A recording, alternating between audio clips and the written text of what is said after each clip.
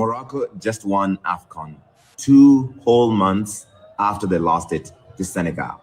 The CAF Appeals Committee apparently says that Senegal forfeit that match by walking out of the pitch for 17 minutes. And so they're awarding that game to Morocco 3-0.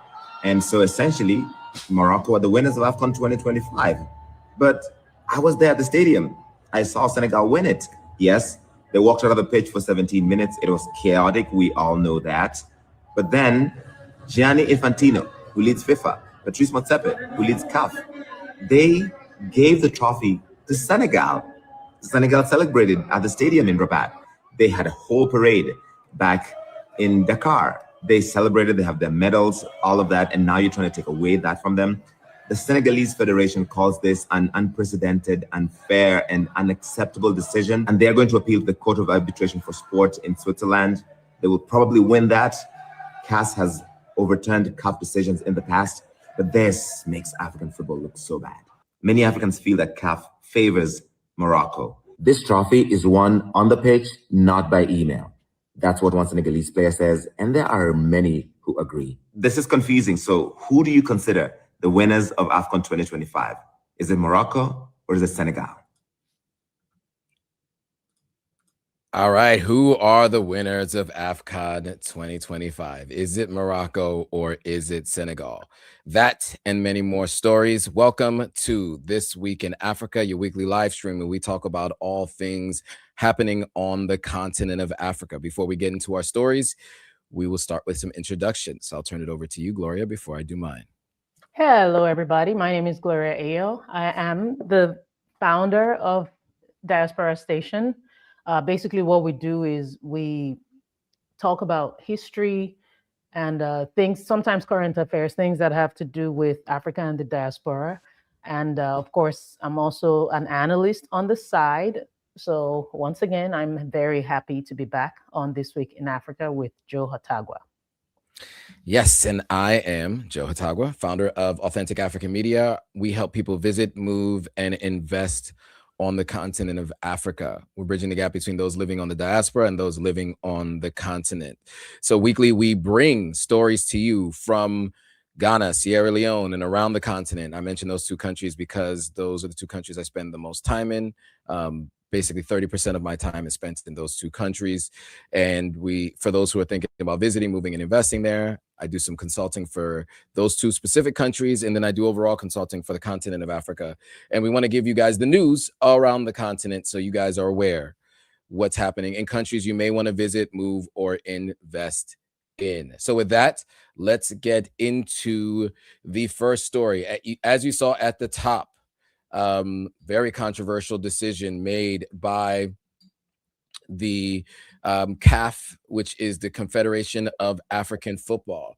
They dramatically overturned the AFCON's final result. You guys might remember we discussed this sometime last year, at the end of last year. And AFCON is the Africa Cup of Nations. That is kind of the pre-qualifiers to the World Cup. It is a tournament that happens in Africa prior to the World Cup, and it is the pride of Africa. For those of you who watch football or soccer, I am culturally American, so we call it soccer, but almost everyone else around the world, except for maybe South Africa, calls it football. So big deal in Africa. Morocco has won previously, and there was some controversy around the Moroccan player who thanked everybody else but Africa. And there was a lot of discussion about sub-Saharan Africa versus those in Northern Africa, and do they see themselves as African? There's a lot of questions around pride and this idea of being African. So it's not just a tournament, but it really is more about African pride and the continent itself. So obviously, as you saw in that initial video, Senegal was stripped of their title, and Morocco was crowned the champions after 2 months of discussion, etc. What was supposed to be a landmark tournament showcasing Africa's footballing excellence has now been overshadowed by a controversy, so raising serious concerns about governance, transparency, and the future of the sport in the region. So we will say that there is a particular clause in CAF's I guess, rules of play that says if the team leaves the field of play, they automatically forfeit 3-0. So that is what Morocco is basically protesting and asking for the overturn of Senegal's win. And it looks like CAF initially has stated that Senegal has now lost 3-0 to Morocco. So we'll go to this video that speaks a little bit to the response from Senegal, and then we'll have some more commentary on the other side. Hi, you're watching First Sports. I'm Rupa Ramani. Let's get started.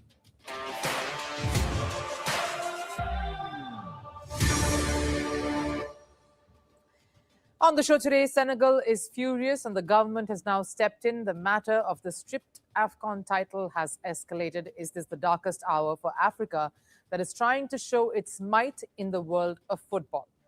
Venezuela beat USA in base. Lamine Yamal chipped in with 1 goal. Possible corruption.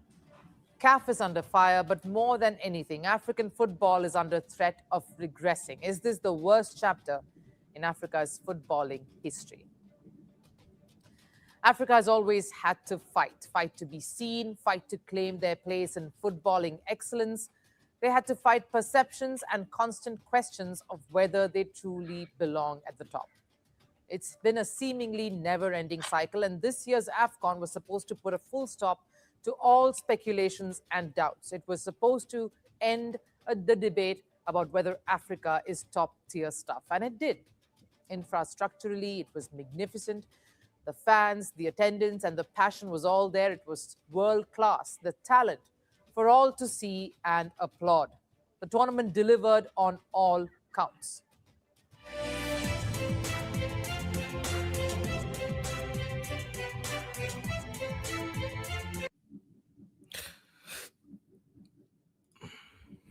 All right, so that video is rather lengthy, so I think we can just get right to it. Gloria, your thoughts on this overturning after we covered the hesitancy giving the trophy to Senegal from what we could see and what was allegedly the heads of CAF wanting to give the trophy to Morocco. But what are your thoughts on this overturning? Yeah, and what makes this very confusing is the fact that obviously the trophy was lifted back in January, medals were distributed, the streets of Dakar and the rest of Africa, well, is some parts of Africa, erupted in celebration. But the Royal Moroccan Football Federation did not accept the result, as we know, and they launched an appeal based on the technicalities of the walk-off. The initial disciplinary hearing in late January focused on things like fines, individual suspensions, imposing over $1 million in penalties on both sides. But then this ruling by the appeal board went much further. Invoking Articles 82 and 84 of the AFCON regulations, Article 82 is explicit. If a team refuses to play or leaves the ground before the regular end of a match without the referee's permission, they are deemed to have forfeited. Article 84 mandates that a forfeited match be recorded as a 3-0 loss for the offending side. The appeal board's logic was that the forfeit was triggered the moment the players left the pitch, and the fact that they returned to finish the game did not annul the initial breach. So I just want, because I know, Joe, you were asking about, we're talking about what Article 82 and 84 suggested. So I just wanted to give that background. However, this is virtually unprecedented in the history of major international football tournaments. While teams have walked off in the past, the awarding of a title to the losing finalist 2 months after the final whistle has never happened, at least not in modern history. And we cannot ignore the tension. Obviously, I did do a video where I actually asked people, Larry also did the same thing, but I actually asked people to vote on who they thought was the real winner. Now, perhaps Larry and I have different audiences, but based on what I saw, the results, the votes tallied, or rather, they fluctuated between 95 and 96%. So 95 and 96% people supported Senegal as the winners of AFCON. And of course, there were some Moroccans in the comments, going off, it's to be expected. And but honestly, it's really, not only is it embarrassing on a global scale, it's really heartbreaking. I mean, is this how we conduct ourselves? This isn't to justify Senegal's walk-off, but they did allow the game to end. But we also have to understand Morocco has invested billions in football infrastructure. It has positioned itself as the epicenter of the African game and a co-host for the 2030 World Cup. So this influence has basically led to perceptions of a power shift within CAF, with the Senegalese government and football officials openly alleging that Morocco now dictates the law, basically to the Confederation's president, Patrice Motsepe. So at this point, I've always noticed this, even long before people started, before this AFCON situation, I've always believed that Africa feels like two Africas. We can go all the way back to colonialism, to see how we even got here. Of course, there's a lot of colorism, racism, but this, what has happened with AFCON is only reflective of the deeper issues on the continent when it comes to the divide between North Africa and the rest of Africa. Yeah, I agree with all of that. I think one of the challenges that I have with this is that, Article 82 and 84 were instated and applied throughout the games, after the games, during the appeals process, and it feels like it has not been reviewed or discussed in any of those additional stages. Now, to be fair, rule is the rule, right? You walk off, you lose 3-0. Like you walk off, you forfeit. You forfeit, you lose 3-0, right?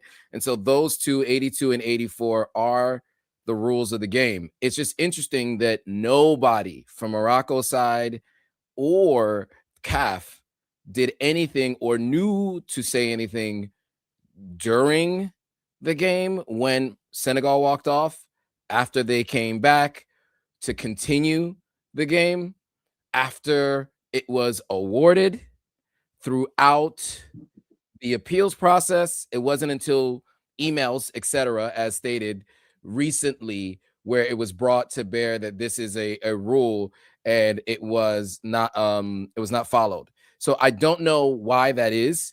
But at the end of the day, if you have a rule in place, it generally applies. I just don't know how it works when you have a rule in place and you don't act based on that rule, and then you want to act based on that rule months later.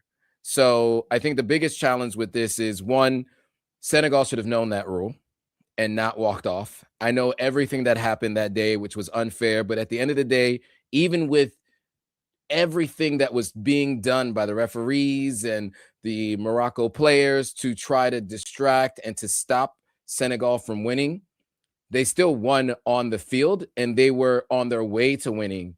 And so by walking off, they opened themselves up to this particular issue, right? I don't know how well known this is. As I mentioned, I think that everybody should understand the rules of international play, right?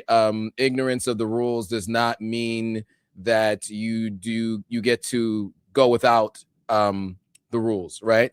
So that happens in every sport, right? So, but generally, even if people feel like it was not fair, it almost always has to be appealed within a window of time. And generally the chance to do something about it happens within that moment, days after max. So to go 2 months later obviously has a lot to do with Morocco's influence. But at the end of the day, the question is, if that rule applies, should it apply this late in the game? But it should have applied on the field of play, to be honest with you. But also other rules that Right. should have been followed by CAF should have been applied to Morocco on the field of play as well.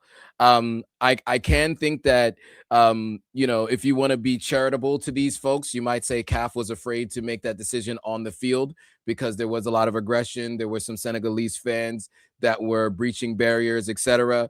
But at the end of the day, they didn't make it even immediately following. They waited until this long. The reason why we're even reporting on this isn't generally like the big news stories that we report on. But the reason why we're telling you guys this is because there's broader implications as to what Bath Travels is saying, right? There's a lot of thoughts about the sub-Saharan Africa versus Northern Africa and how people feel towards Southern Africans. I will tell you, I went to Egypt, and I remember walking into one of these really nice hotels for a sales conference, and it did not feel like Africa. I mean, I've been to a few countries on the continent, and when I was in Egypt, it felt like I was somewhere else. And some points it felt like I was in Europe, and other points it felt like maybe I was somewhere in West Asia. It just did not feel like I was on the continent of Africa, and I was not welcomed like I was on the continent of Africa, when, going to the front desk, etc. So that's a conversation for another time, but I understand just from my own personal experience, anecdotally, what we're dealing with here. So can I also add to that? I'm sorry. Sure. Before people found out, I guess some people, and the word sub-Saharan, I have a whole thing about that I'll do a topic on at some point, but I'm only referencing it for official reasons and just to clarify, or should I say the rest of Africa. But when I visited Morocco, it did feel like I was in another country. I was actually really surprised. Thankfully, my experience there was not negative. I have heard people since say there have been negative experiences, but my own experience, and sorry you experienced that in Egypt, nobody needs to feel like they don't belong anywhere or they're out of place. You know what I mean? Obviously, you're not from there, but you don't want to feel out of place. But Morocco was a completely different experience. And that just shows that the rest of Africa is not even aware of, again, to explain just how divided we are. We're not even aware of what's going on that side of the continent because it's become like alien to us in a sense. Absolutely. And,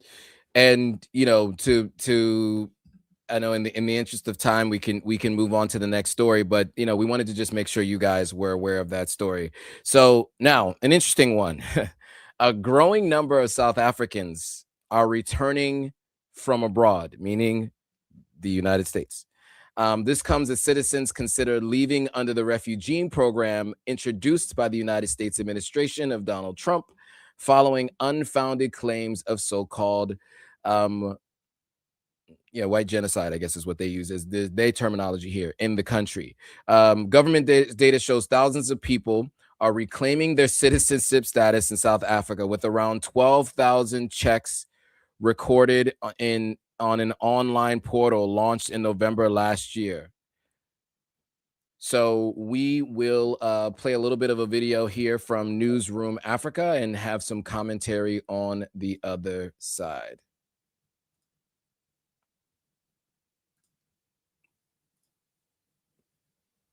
All right, let's turn to this story now, because there's a growing number of South Africans returning home from abroad. This comes as some citizens consider leaving under a refugee program that was introduced by the United States administration of Donald Trump following unfounded claims of a so-called white genocide in the country. Government data shows thousands of people are reclaiming their citizenship status, with around 12,000 checks recorded on an online portal launched in November last year. To unpack what may be driving this trend, we're now joined by the CEO of DNA Employer of a Record, that's Anton van Heerden, as we get into this one. Anton, the grass isn't always greener on the other side. It might just be greener where you water it. Absolutely. That's what our employees say. People who return to South Africa have that same sentiment. So they say that, things are better here for many reasons. Cost of living standards are better. And then all the obvious stuff, family and friends, weather, and so forth. So that's definitely the case. All right, we'll leave it there. Gloria, your thoughts. I know we talked about this a bit before, exposing the refugee program in the United States and how terrible it is. And hopefully this brings more, sheds more light to the refugee program in the United States. But beyond that, just the irony of this particular story. Your thoughts? I'm actually quite exhausted with the back and forth. Do you want to stay or do you want to leave? You have to make up your mind, because we told them, we told you that there was no such thing as this claim. Are there, is there crime in South Africa? There is, but it's not targeting a certain group of people. We have made this clear. We've shown the facts. We've expressed several times in several ways that this is fake news. Now there's no proof bigger, no confirmation bigger than you going back from whence you came. Oh, what? The grass is not so green after all? It's reeking of privilege. Because why would I flee persecution? And I know it's not just people who were given the refugee status that are going back. It's actually even South Africans in general, or white South Africans in general, which actually makes it more ironic. People are leaving. If I know that, oh, my group is being targeted and they're facing all this persecution, I'm not going back. I don't know if there could have been some kind of clause in the, you know, a little disclaimer in the refugee signing that you're not allowed to go back to the site of persecution.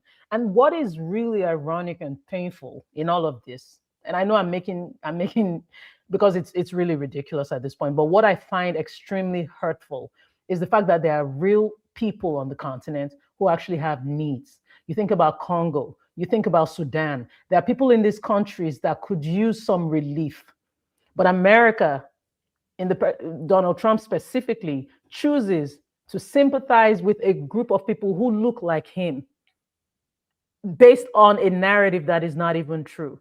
You're not gonna now. Don't see now. Y'all are claiming that America is so. I don't know about you, Joe, but I was a little offended with America is so. There's so much crime in America. Why? Oh, you're scared now. What are you afraid of? Is America really like? Please don't come and be painting America in a negative way because you were claiming that SA was a certain way. Be consistent. And I don't know what part of America you live in, but please don't come here and be painting America with the bad lights just because you're privileged. Is not the same thing because you came to America and you saw that it's a level playing field. Welcome to the real world. This is life. This is reality. Your privilege can only take you so far on the African continent. We know what happened from 1652 with your ancestors. Don't even play with me. See, this is why I didn't want to comment on this, but go ahead, Joe. Well, I think what's happening in the United States is that mediocrity is not awarded as much as it used to be. So, you know, a lot of folks, I think, are coming here thinking that, you know, whatever they were doing in South Africa can easily translate to whatever they plan to do here in the United States. And for many of them, they're just taking advantage of a program that was introduced to them. The irony on this is, you know, obviously there are other refugee programs where people have, or asylum programs, I should say, where people have signed up for asylum, come to the United States, and the United States has sent them to third-party countries. And you would think in this instance, if these folks were witnessing some kind of genocide, they'd be going to one of these third-party countries. Rwanda, who's been accepting them. Other countries, there's been, I think, 4 other countries on the continent that has been accepting third-party, quote-unquote, asylum seekers, third-party migrants. And it's interesting that they're just going right back to the country where prosecution, quote unquote, is actually happening, which obviously is not happening. There were a select few who got on the radar of the wealthiest person in the world. And then, of course, who, you know, while he was standing next to probably one of the most powerful people in the world, in the president of the United States. And a lot of really weird, incorrect pictures were shared and shown to the president of South Africa while he was in the White House. They were showing pictures of mass graves in the Congo, saying that these were mass graves of white farmers in South Africa. And that just was not true. But that also was not at all disputed in real time by Ramaphosa, the president of South Africa. Unfortunately, he just kind of let him say all of what he said, and then to some degree did a little bit of pushback in the presser afterwards. So there was no real-time correction. There was no fact checking in real time from the person who should be there to be able to defend what is happening in his country. I don't know if there are too many other countries that would allow someone, a president of another nation, to say certain things that are untrue about your nation right in front of you, and you just stand and watch them. But that is what happened. So there was a number of things that led to what now you see as this very strange process of people being the only people allowed to have refugee status or asylum status in the United States, the only immigrant class that was allowed to do that, and then also the only ones of those who have already been in that group to go back to their original country. Very strange, and I think it exposes a lot of things. One, the clear fact that it wasn't a genocide. Two, more importantly, it exposes the fact that the refugee and the asylum program in the United States needs an overhaul. It's terrible, and that it absolutely needs an overhaul. And this is, I think, the first time national news outlets had done any reporting on the status of where refugees end up, lodging when they come to the United States. So, the story's kind of come and gone in terms of the news cycle in the U.S. covering what happens for these refugees, for these migrants, I should say, what happens to refugees outside of the South African migrants. And so we hope that continues, that story continues to be told. That's part of the reason why we're talking about this today, because we want everybody else to be aware of that, especially since many of you guys are in the West, and specifically many of you guys are in the US watching this content. And so it should be clear that the places that they're staying are substandard, and the only time it's ever been reported on is when these people of Dutch descent from South Africa have mentioned the conditions that they were in. All right, next we move on to another story, and this one is more, and this comes from our friends at Sovereign Media. You guys might be familiar with them. Some of them formerly were in the African Stream organization. I don't know how much I should say of that online, but we're familiar with some of these folks, right? People that you may have seen on this channel before.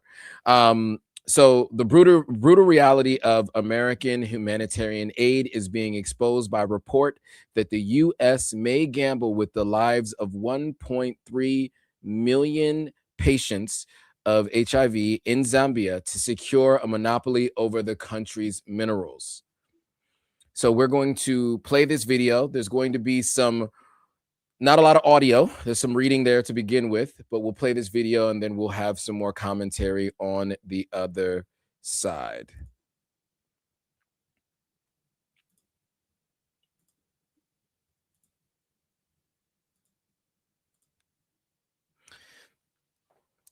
Sign giving the deal greater access to the African country's minerals. The potential threats were reported by the New York Times, who obtained a copy of a memo prepared by the U.S. State Department Secretary Marco Rubio. 1.3 million Zambians depend daily on this support from the U.S. President's emergency plan for AIDS relief. Zambia is leading producer of copper and holds significant reserves of lithium and cobalt. The U.S. considers these minerals critical for green energy and its tech sector. Following major foreign aid cuts, the U.S. is pressuring countries to sign new agreements with specific conditions to access funds and minerals. The memo suggests that the U.S. seeks greater access to Zambia's minerals at China's expense. The memo said that the new deal would involve the potential use of sticks, and warned that Zambia must comply because other countries are watching. By holding the survival of 1.3 million hostage, the United States reveals that humanitarian aid can function as a tool of control rather than compassion. Your thoughts, Gloria? The one advantage I would say of this administration is that it has exposed so much that throughout history we probably thought were certain acts that were well-intentioned. I'm going to just go back to 2003 when George W. Bush established the President's Emergency Plan for AIDS Relief, known as PEPFAR. And Zambia has actually been one of its primary beneficiaries. Zambia has received over $6 billion in the last 20 years. However, the return of the Trump administration in 2025 brought a transactional lens to these relationships. The freeze on foreign aid in early 2025, followed by the dissolution of USAID in July 2025, showed that, at least according to the American government, there was a transition towards something that was more reciprocal, where it could be more mutually beneficial, it seemed. And some people came out, even Africans included, and that very wealthy man you talked about, the wealthiest man on earth, they all came out to talk about how this was that Africa did not need aid after all, which I have always agreed with anyway. But the abrupt removal of these things for me was the big controversy. Of course, countries like Nigeria and Uganda signed new MOUs under these terms. However, Zambia's president, Hakainde Hichilema, has balked, leading to the current threat of sticks to ensure compliance. The core of the dispute lies in three unprecedented conditions that are found in the draft MOU. First, the US is demanding that Zambia provide one-way access to its citizens' health data for a period of 10 years. This is a move that critics such as the Zambian civil society have labeled as a violation of national sovereignty, and it just doesn't sound right. Second, the US requires Zambia to contribute $340 million of its own fiscal resources toward health spending to earn a reduced $1 billion 5-year aid package. Third, and most controversially, the US is using the aid as a wedge to break what it perceives as China's preferential access to Zambian mines. So this involves demanding a renegotiation of mining regulations and the sharing of sensitive mining databases with US experts. Just looking at this on the surface does not seem right. Why does Africa always bear the brunt? At the end of the day, Africa carries the entire world. I cannot emphasize this enough. Africa carries the world. And because they know, and this is where I have to bring our leaders in, Joe, because they know that our leaders are not going to stand for what is right. They know that our leaders are going to sell the people out for the most part. We have a couple that know better. They're going to keep exploiting and taking advantage of that. This is a very cheap deal. You want access to our resources for our, you want our data. It's at this point, it's blackmail. If you ask me, it's actually absolute blackmail. You want our resources. And I mean, the terms and conditions don't even make any sense. Would you try this with a United Kingdom or Canada? And speaking of Canada, somebody's watching from Canada. Thank you. Yeah. And I'll just add one thing. I would specifically even speak to another country in West Asia that the United States supports with a ton of aid. That is under very few stipulations. You guys know the country. If we mention it here, we get in trouble. So I won't mention the country, but there's a lot of aid going and money going to that country. Very, very wealthy country in West Asia. You guys know who we're talking about. People have been accused of committing a genocide over the last 36 months, right? There are very few stipulations for them when that aid is given. But in Africa, there's stipulations given. I only use that as an example because there's not a lot of aid from America given to like European countries, but there is one specific country where a ton of aid goes to with very few stipulations. But when it comes to Africa, there are. Now, here's what I would say. The one thing out of all the stipulations that the United States had with Zambia in this is that Zambia has to invest $300 million in their own money in their own country. Now, Burkina Faso has decided that they're going to do 140 million or 110 million or something to that effect in their own country for their own aid with their own deal. I do believe that one way to get yourself off of aid is if you have a commitment to spend the money that you're generating, right? Because we know that all these countries have money that they generate. It just never really goes back to the people. And so I would love to see that kind of aid actually spent on these critical resources in country. I don't know if 300 million is available for aid because I don't know how much money comes in and out of the coffers of the federal government there. But you would want to see a significant amount invested in their own country so that we don't have to have the aid coming from other countries. So in an ideal world where there's a partnership or a cooperation and it has to be with the West, the one stipulation that I think makes sense is joint investment in the aid and reduction of aid eventually by the West so that that can be self-sufficient on the continent. That'd be an ideal scenario if you're going to have to do these kinds of deals. And as we've mentioned on many occasions, ideally you don't have to, but it's just where we are today.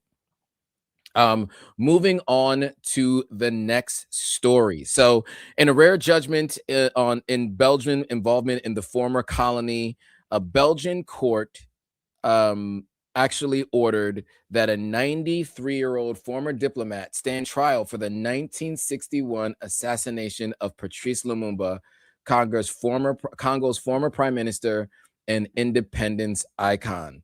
This is now just a trial that hasn't started as of yet, but the judgment is saying that he should stand trial. So we will play a video from DW News and have some commentary on the other side. One of Africa's most brutal political killings may finally get its day in court. More than 60 years after the assassination of Patrice Lumumba, Congo's independence icon, a former Belgian diplomat has been ordered to stand trial. Lumumba's family welcomed the decision as a step forward that's a little closer to justice. Some people might ask what this is about. Is it a matter of revenge, but of reparations in the form of money or something? But it's not the case. This is a matter of recognition, a matter of understanding, and what we currently ask of the court is quite simple. We just want the truth. Etienne Davignon is the last living of 11 Belgians indicted for their alleged role in Lumumba's death. Now 93, Davignon was a junior aide in the Belgian Foreign Ministry in 1960 when Congo gained independence from its colonial ruler, Belgium. Records revealed in an inquiry showed Belgium was working to undermine Lumumba's government, and that Davignon, who was posted in Kinshasa at the time, was responsible for providing a legal justification to have Lumumba removed from office. After his work in Congo, Davignon rose up in the ranks of the Belgian Foreign Ministry and even became an EU commissioner. Davignon is facing charges of participation in war crimes, including depriving a prisoner of war the right to a fair and impartial trial and inflicting degrading and inhumane treatment. And who exactly was Patrice Lumumba? Well, he became Congo's first prime minister after independence. He was in office for just a few months before a rift with Belgium led to his overthrow in a coup, followed by his imprisonment and torture. Lumumba was executed by firing squad with the support of Belgian mercenaries. And to hide the murder, Lumumba's killers cut his body in pieces and dissolved it in a barrel of acid. A Belgian officer at the scene kept Lumumba's tooth as a trophy. In 1991, a Belgian parliamentary inquiry concluded that Belgium bore moral responsibility for Lumumba's killing. Activists say putting Davignon on trial is a crucial step towards truth and justice for victims. Lumumba's killing not only violently took a man from his family, it also robbed a nation of a democratically elected leader. We will never know what path Congo might have been on today. All right, I'll leave it there.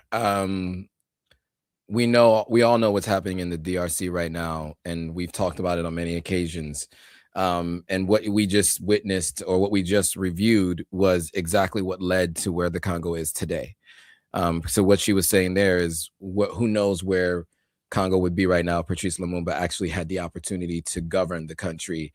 I think it was within 6 months this happened, that he was elected prime minister. So your thoughts, Gloria, on this particular trial that is meant to commence for this 93-year-old, the last remaining member of the group that took part in this, the 11 that were indicted.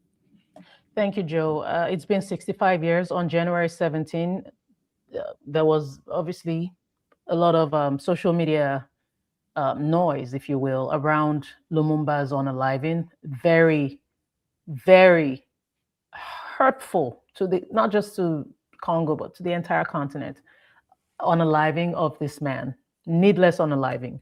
And I did a 3-part series on my page where I talked about the CIA's involvement, the use of the initial plan to actually put something in his drink or toothpaste or his food or something like that. I talked about how Congo's uranium powers the world, and how, because of that, there was a lot of interest in Congo to take out a man who was actually protecting Congo's resources. And of course, I did talk about the actual event and everything that happened, and we did hear that in the narration as well. So I'm going to spare everyone the story of what led to that day. But I do want to state, and this is why I'm making all this reference, this is why it's so important that we tell our stories. I keep saying it, telling African stories is actually very difficult because it's the most suppressed history. Africa has the most suppressed history on earth. And ironically, it's the darkest. You cannot come out and say we shouldn't talk about what happened in Germany. You can't tell people not to talk about that. So why suppress anything to do with, the very unfair treatment that the Black race has suffered throughout history? I want to give a massive shout out to Michael. I'm sorry, I think his name is pronounced Michael Mboladinga from Congo, who actually stood, the Congolese super fan who went viral during the 2025 Africa Cup of Nations. I guess something great did come out of AFCON, for acting as a living statue of Patrice Lumumba. People like that have brought attention. I'm not saying it's only because of him this happened, but we have to give him some credit for that, because he forced the world to look up Lumumba and see why this man was so important in history. Because again, African history has been so suppressed, and this is why we need to keep talking about it. People go, it's so dark, don't talk about it. It would be so easy to do lighthearted content. We could just come and talk about, travel and beautiful things, but is that to what extent is that helpful to the continent? We need those stories, but we also need closure. We need justice for our leaders who were mistreated and who were unalived for no just cause. Patrice Lumumba's story is a powerful one. I don't think we can share it enough. Davignon, I don't care if you're 93, if you're 203, you need to face trial for what you did. And whoever else is involved, the CIA needs, whoever else is involved needs to be investigated, and this man should get full justice. Yes and yes. I think that, what we find a lot is that other countries, especially in Europe, have been holding their leaders and former leaders accountable for things that they've done in their past, even if it's revealed 40, 60 years later. We see that with the files that were just released in part by the FBI, that law required them to release. You notice that because of those file releases, people in Europe are feeling the consequences, but there aren't former leaders in the United States that are. And the same thing in this instance. As you mentioned, it's clear that there were actors from the West, specifically the United States, involved in this process, and we don't hear anything about anyone involved being indicted, first of all, because there were at least 11 were indicted in Belgium in the 90s. We don't hear about any indictments here. We do know the head of the CIA at that time ended up becoming a president of the United States. So I'm pretty sure I have the timeline right on that. And he's the parent of another president of the United States. So, obviously, there's no even conspiracy there. There's just the facts. And so they have like a political dynasty in the United States. So nothing really happens to anything that they did during their time in office or operating within the CIA. So, but at least there is something happening in Belgium, and we can hope that the more we tell these kinds of stories, the more that justice gets served for the past crimes done to our people and really all around the world. With that, we go on to our last major story with Botswana, and they deny hosting a U.S. military base and reaffirm their sovereignty. So the government of Botswana had issued a denial regarding the rumors that the U.S. was planning a military base within its borders, specifically addressing the speculation surrounding a specific air base. So they dismissed the claims as fake news and cross-border misinformation. So officials clarified that the facility remains a sovereign installation, the one that's already there, and entirely controlled by the Botswana Defense Force. So this story is from First Post News. We are going to hear from them and have some commentary on the other side. Our next story is from Botswana. The country has issued a firm response to rumors around foreign military presence. Botswana's government has denied hosting a US military base. It dismissed the rumors as fake news driven by speculation. This clarification comes at a time when the US and its ally Israel are locked in a war with Iran.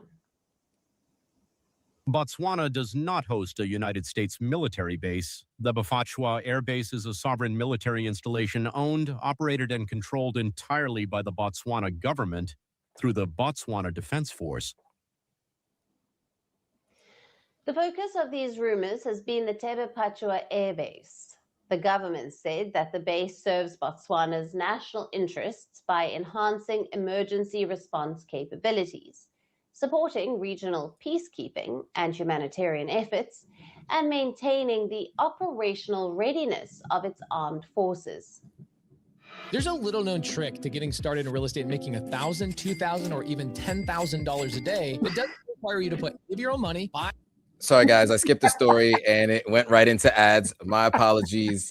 And I skipped the story as well. But Gloria, your thoughts on Botswana, and we'll get back to the Ghana story after that. There's one more story. Here I was thinking we had like some sponsor on the program. I'm like, yay, real estate.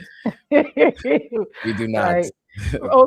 But we're getting there. So yeah, we're calling out to all potential sponsors if you have the business you would like to promote. But anyway, so obviously anything to do with Africa claiming its own sovereignty, I am for. I will keep pushing for it. I know Joe will keep pushing for it. Anything where we get to make our own decisions with our own resources. Because what we need to understand is that these resources do not belong to our leaders. I mean, they belong to them in a sense, but it's a communal thing. We collectively own the resources. So, you know, going back to the story of Zambia and the US, for any country that thinks they can just cart away our natural resources to whoever it is outside the continent or even within the continent, as long as it's not benefiting the people in any way, then that is nothing but corruption. That is actually, for lack of a better word, that is basically stealing. You're looting from the people. So the Ghanaian government breaking this. Sorry, Gloria, I just want to mention, this was the Botswana video. I skipped the story and I went to Botswana. And oh my God, are you serious? Yeah, that was my fault. So I skipped my bad, and I wasn't paying attention. So I went to the Botswana military base. I just don't want to confuse the folks. That was my fault. I skipped the story. Thank you for interjecting. You know what? Why don't you go ahead and analyze that? So I don't. Yeah. So look, you know, to your point, sovereignty, right? I mean, you know, there's a rumor basically that was stating that there was a military base, an Air Force base in Botswana that that the United States was going to be taking over, right? And Botswana says no. Now, one of the things that we do know is that the continent of Africa has more military bases from the United States than any other continent in the world, right? There are a number of military bases all around the continent of Africa. Many people believe that it's because of the natural resources all around the continent of Africa. You know, I think what's generally said publicly is it's more about safety and assisting and all these other kinds of things. But I think most people are of the belief system that it is about the resources. And so Botswana obviously has diamonds and lots of mineral wealth. And in fact, they recently discussed taking a percentage of De Beers, if I'm not mistaken. I think we reported on that. And so they're looking for more sovereignty around their natural resources, taking a stake in the company that had been purchasing from them. And then I think they're also working to do some refining of the resources in country before exporting it as well. I think that that's another recent story. So it seems like this new president in Botswana, not as popular or as well known, I should say not as well known. He seems popular within country, but as well known internationally as some of the other leaders that we talk about. But he's been making some strides internally, specifically around this, looking to buy a percentage of De Beers so that they actually own some of the process before it's exporting and actually refining the minerals, and you know, having more to do with the refinement and then the eventual sale. So it seems like he's making a lot of decisions that are to the benefit of the people of Botswana. So yeah, I don't know if you have any thoughts on that, but that's I think where we're looking at with this video. I think you've said it all in the interest of time. Okay. And then the last one is we will go to Ghana, and to the story that Gloria was just referencing. You know, Ghana is accelerating its push towards resource nationalization. So very similar in the sense that Botswana was doing as well. But one thing that's really interesting is that Ghana has reclaimed control of the Damang gold mine in Western region, which was operated by South Africa's gold fields for 30 years. So the government seized the mine in April last year after rejecting a lease renewal, citing failure to declare verifiable reserves. So this is still dealing with a continental reclaim, not necessarily a reclaim of any businesses outside of the continent, but we're moving in the right direction. We see this a lot, of course, with Burkina Faso, Mali, and Niger. Botswana is also starting to do that as well. So what we're seeing is that there are some leaders and heads of state that have been kind of following in the footsteps of what we've seen in the AES. So let's go to this video from First Post, and then we'll have some commentary on the other side.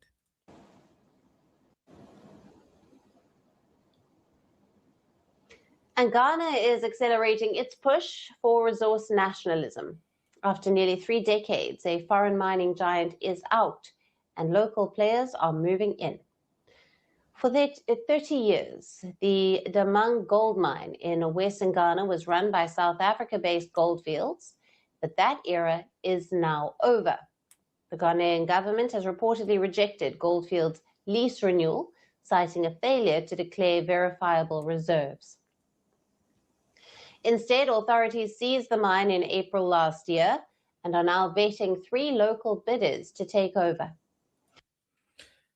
All right, Gloria, your thoughts on seizing the mine and vetting 3 local bidders to take over. I know you started earlier, but just to complete your thought. I think you're muted. Just in conclusion, at the end of the day, it's all about sovereignty for every African country.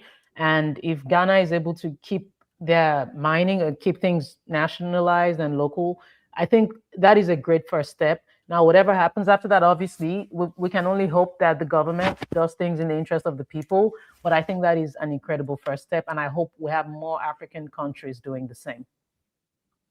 There you go. Yeah. And I will say of all of the inaugurations and presidential wins across the continent since I think it was 2022 when Ibrahim Traore took over Burkina Faso, there was one notable inauguration that Ibrahim Traore from Burkina Faso attended outside of the AES, and that was Ghana, when President John Mahama took over as president in his second term, you know, after a 2-term interim. Another president during the 2 terms that Mahama was out of office, Ibrahim Traore went to his inauguration, and there were a lot of discussions on cooperation. We discussed this briefly. There was some security and cooperation agreements that were done recently between Ghana and Burkina Faso, and we see Ghana seems like following in the footsteps of some of what Burkina Faso had done. Now this is a lease renewal, so it was really easy to not renew something as opposed to just stopping it middle of contract and taking it over, which is what had been happening in the AES. So it is a step in the right direction because they're going to allow 3 companies within the country to bid on it.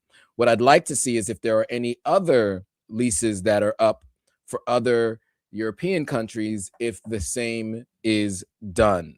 But yes, we love to see Africa taking back its natural resources, and we hope to see these funds go back towards the development and the advancement of the Ghana people.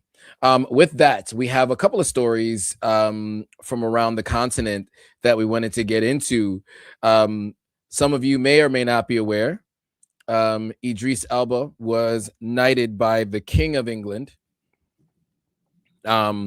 Generally an honor for very few you'll hear the name Sir before their name. You ever heard Sir Elton John or Sir Paul McCartney, right? These sirs before your name means you've been knighted by the king. And at one point, for 90 years or whatever, 70 years or so, it was the Queen of England, right? She was knighting different people. So Sir Elton John, Sir Paul McCartney were knighted by the former Queen. Now the King, Charles, is the head of the family now, and he is knighting folks. And so he has knighted Idris Elba. Any thoughts, Gloria, on this knighthood by Idris? Sir Joe Hotagwa has a ring to it, if you ask me. I call you that anyway. But interesting one. And I remember when you shared the story, I was like, oh, wow. And then you were like, yeah. And then I was like, oh. On one hand, obviously, we have to look at Idris's journey. Son of immigrants. Obviously, he's from, is he from your country? Ghana and Sierra Leone. One parent from each country. One parent from each country. Yes. Oh, nice. So, it's a beautiful story, when you look at it. And obviously, with the controversy that comes with the monarchy, you also look at it from another angle, like, whoa, So at this point, I guess it's mixed feelings. Yeah, same. Look, I mean, it shows that, he's made an impact and he's doing a lot of great work. He was obviously invited to Prince Harry and Meghan Markle's wedding. A lot of people, there was a lot of celebrities that showed up for that one. So, he obviously has a relationship with the royal family. I think there's a lot of questions and concerns about the royal family's history in general and as it pertains to the continent of Africa. So, I think that's why there's a lot of mixed feelings about this. But shout out to Idris for all the work that he's doing on the continent and for being recognized globally for the work that he does. Moving on to the next headline is there's an Israeli group that sent Palestinians from Gaza to South Africa. An investigation had unmasked a discreet operation transporting hundreds of Palestinians from the ruins of Gaza to South Africa and Indonesia, operating under the guise of a German-based Muslim charity called Al-Majid. The mission is reportedly spearheaded by Ad Khan, an Israeli organization founded by former intelligence officers. While the group describes the flights as quote-unquote humanitarian rescues for those desperate to escape 2 years of bombardment and famine, critics, including the South African government, label the initiative as a veiled campaign of ethnic cleansing. The report by the Associated Press reveals that the families paid up to $2,000 per person via cryptocurrency and bank transfers to secure passage through Israel's Raman airport. Wow. Your thoughts on this story of the Gazans being shipped to South Africa and having to pay $2,000 to even get through Israel to be able to leave the Gaza Strip after what has been happening there? I'm lost for words. I mean, it's scary. Is this for relief? And the U.S. had hinted at this, finding a place to put them. So it's all just very scary at this point. But I do want to keep my eye out on this story if I say the wrong thing. Yeah. Looks like some people needed relief. They were looking for relief. They went to South Africa, but it was all done in a way that, obviously was covert. $2,000 each paid just to be able to get safe passage.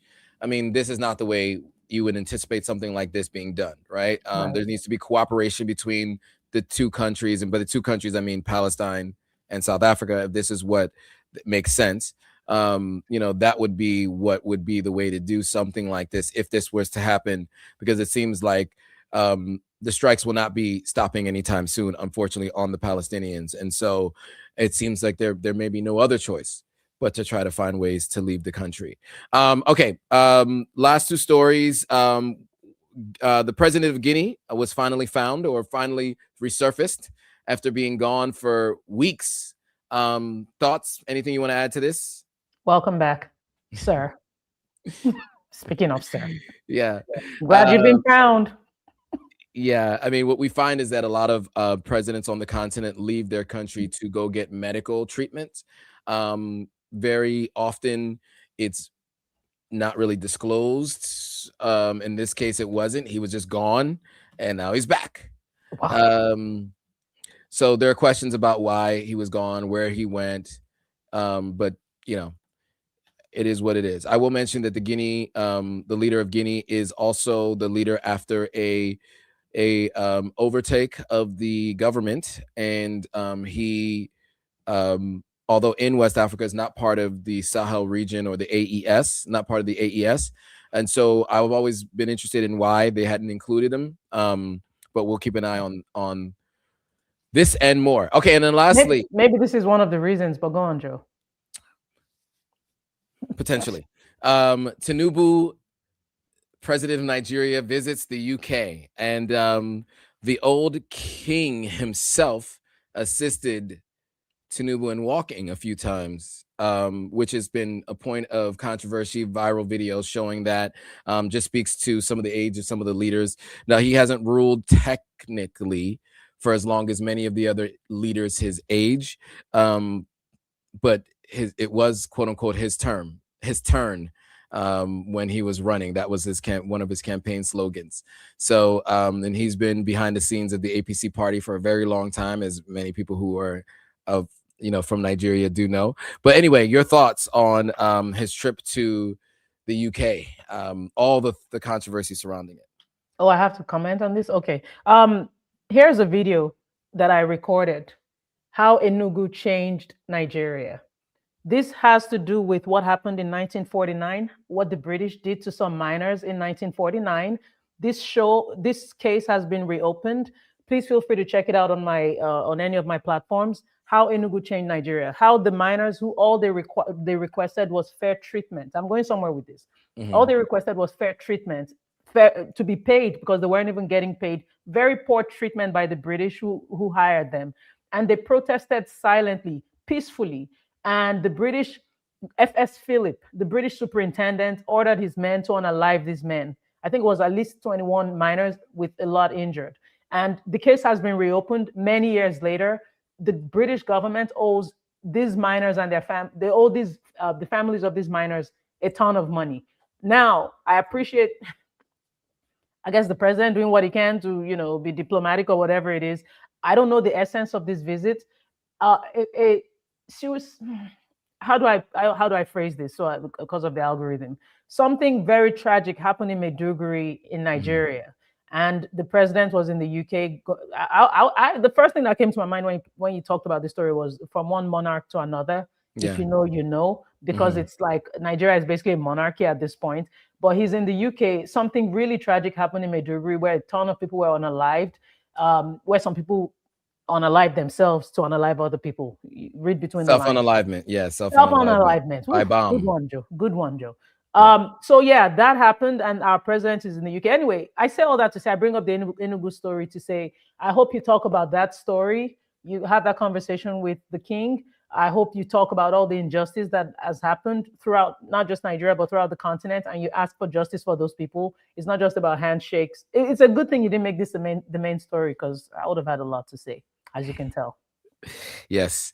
And with that, I think we are at time. So thank you all for joining us as long as you did. And look, we started a little bit late and we're ending a little later than usual, but we appreciate those who joined and watched all the way along. Make sure you come back and follow us next Thursday. We'll be back again for more from this week in Africa. So with that, thanks for watching. Oh, make sure you like, comment, subscribe. Sorry. Make sure you like, comment, subscribe, hit that thumbs up, share this with anybody you know who might be interested in news around the continent of Africa, and subscribe to the Gloria AO across all platforms and the Diaspora Station. And also go ahead and subscribe and follow at Authentic African. So with that, thanks for watching. See you all on the next video. Bye, guys.